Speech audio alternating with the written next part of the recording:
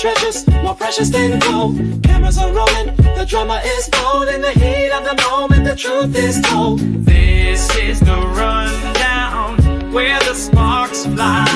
Breaking the news as the moments pass by. Hey! Hey!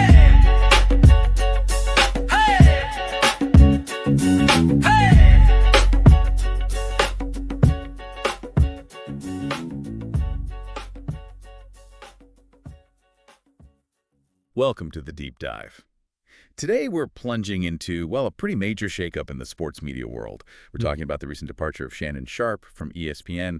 It's high profile, definitely. Yeah, and it's not just a simple news story, is it? It's really this fascinating look at public image, these big legal fights and, multi-million-dollar media deals all tangled up. Exactly. And to really get into it, we've pulled together insights from quite a few places. Mm-hmm. We've got reporting from Front Office Sports, Sports Media Watch, FOX5 DC, The Express Tribune, Awful Announcing, and even People.com. So a pretty wide range to get the full picture. Right. So our goal today, our mission, if you like, is to really unpack the details around Sharpe leaving. We want to understand maybe unexpected circumstances, look at how ESPN handled it very quietly, it seems. Yeah, unusually quiet. And hear Sharpe's side of it, too, his perspective. And then what are the ripple effects? What does it all mean for talent, for broadcasting? Okay, so let's start with the basics. The news broke July 30th, 2025. Shannon Sharpe officially parted ways with ESPN. And most people will remember him, obviously, from First Take. He was there for 2 years, right? Debating Stephen A. Smith with Molly Querim moderating. That's the one, a key contributor. But what really jumps out from the sources is the timing, or rather the context, before the exit. He'd only just signed a multi-year extension with ESPN. That was last June 2024.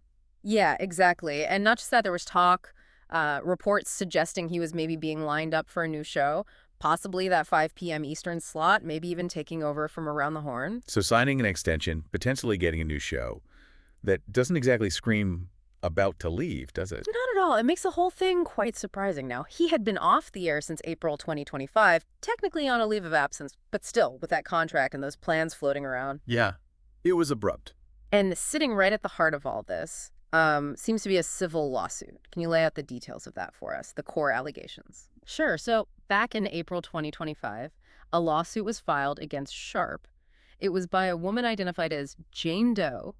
She was seeking $50 million, that's 50, for emotional and psychological harm. And the claims themselves. The lawsuit alleged rape on multiple occasions. This was described as happening during a nearly 2-year relationship, characterized as a rocky, consensual relationship. It also claimed he recorded encounters and shared them without her consent, and that he became violent. There was mention of him threatening to choke her. Wow. Serious allegations. Then there was an audio clip involved, too. Yes. The accuser's attorney, Tony Busby, reportedly released an audio clip. It allegedly had Sharpe making some kind of threat. Okay. And Sharpe's response to all this? Immediate denial. Right. His team called it an extortion attempt, basically. His attorney, Lanny Davis, put out a statement saying it was a consensual adult relationship. He mentioned things like role-playing, sexual language, fantasy scenarios being part of it. Right. So a very different picture being painted by his side. What actually happened with the lawsuit then? Because it seems to have resolved quite quickly before the ESPN news broke. It did, remarkably quickly. The lawsuit was settled on July 18th, 2025. So less than 2 weeks before the ESPN departure was announced. Exactly. Tony Busby, the lawyer for Jane Doe, announced they'd reached a resolution. His statement said something like, both sides acknowledge a long-term consensual and tumultuous relationship. And crucially, the suit was dismissed with prejudice. Meaning it can't be brought back up again? Correct. Can't be refiled. And it's important to note, no criminal charges have been brought against Sharpe in relation to this. That speed of resolution is really something. Suggests everyone involved wanted it over with, probably. Seems likely, yeah. Moving past the public aspect of it. And the sources also mentioned, wasn't there something earlier? Another accusation. Ah, yes. Front Office Sports reported back in April about an earlier, separate incident. This involved a claim by a female production assistant back when Sharpe was at FS1. The allegation there was strangulation in the workplace, and that claim was apparently settled. Okay, so that adds another layer, I suppose. Which brings us to ESPN's reaction, or maybe lack of reaction. That's a good way to put it. Their official line, when anyone asked about Sharpe leaving, was just No comment. Strict. Which is interesting, isn't it? Strauss pointed out how, well, quietly ESPN managed the whole exit. No big statement, no public thank you or farewell. Right. It feels like a shift, maybe a new strategy. Some sources are calling it quiet disengagement. Quiet disengagement. What does that signal, do you think? About how these big media companies are handling potential reputational damage now? Well, it could be a move away from, big public crisis management statements. Maybe they see less upside in engaging directly. Just let it fade.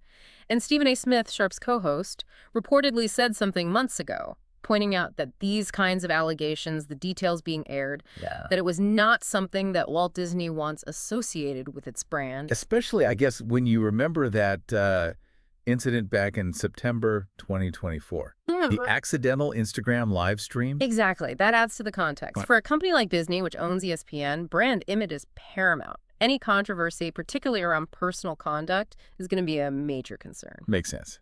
So, okay, given all that context, what has Shannon Sharpe himself said about leaving ESPN, about the timing? He addressed it on his podcast, Nightcap. He said he was at peace with ESPN's decision, so accepting it. Okay. But he did express pretty profound regret about the timing of the announcement. Apparently, he found out earlier that week and actually asked ESPN if they could hold off announcing it because his brother, Sterling Sharpe, was about to be inducted into the Pro Football Hall of Fame. That was August 2nd. Oh, right.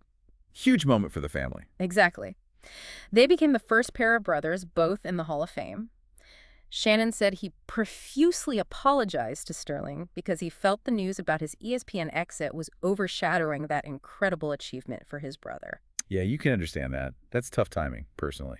Definitely highlights the personal cost when these professional lives blow up publicly. Did he say anything positive about his time at ESPN, despite how it ended? He did, actually. He reflected on it, saying they gave him an opportunity and allowed him to, quote, bring my audience that saw me really just grow.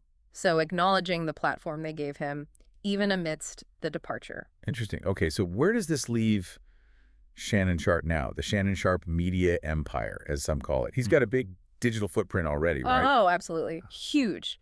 His podcasts, Club Shay and Nightcap, are massively successful. Combined, they've got something like nearly 6 million YouTube subscribers. And you remember that Cat Williams interview on Club Shay? How could anyone forget? It was everywhere. It pulled in, according to reports, an eye-popping 90 million views. Just staggering reach. So he has this independent platform.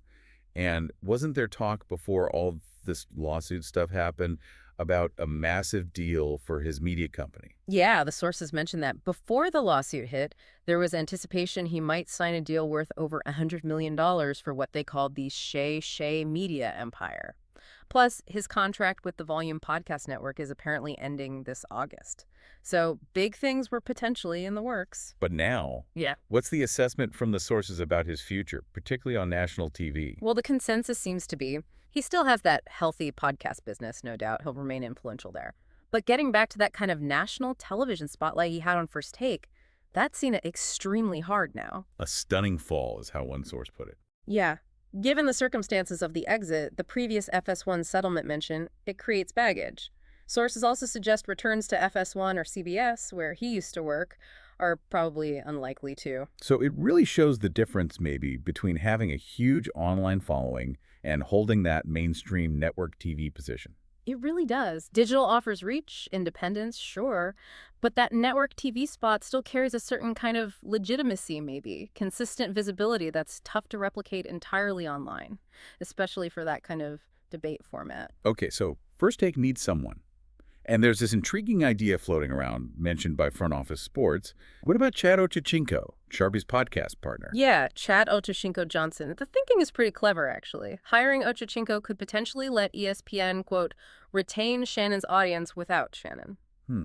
Keep that similar vibe, that chemistry, potentially draw over some of the Nightcap audience. That seems to be the idea. Ochocinco has that big personality, obviously well known. And he seemed interested. He was on First Take recently, wasn't he, promoting the Madden game? He was, and he made a comment, something like, I can get used to this for the next 6 months.